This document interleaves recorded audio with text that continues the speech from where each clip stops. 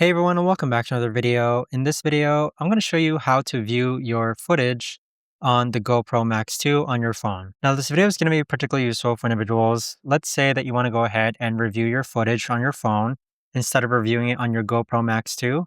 How do you actually go ahead about doing so? Now, this video is going to be short, sweet, and simple, guys. There's not going to be a lot of steps involved. Now, in order to do this, what you're first going to do is connect your GoPro Max 2 to your iPhone. Now, this is assuming that you already have the GoPro Quik app, which is right over here. So it's GoPro Quik. And then once you have that connected, click on GoPro on the bottom right, and you should see your GoPro appear on the top.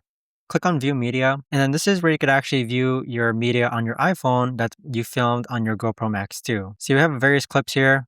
You can see here we could actually cycle between different clips, and there you have it. But that right there, guys, is the best and easiest way that I know of to actually go ahead and view your footage or videos on your GoPro Max 2 on your phone. If you guys know of a better or easier way to actually do this, let me know in the comments down below.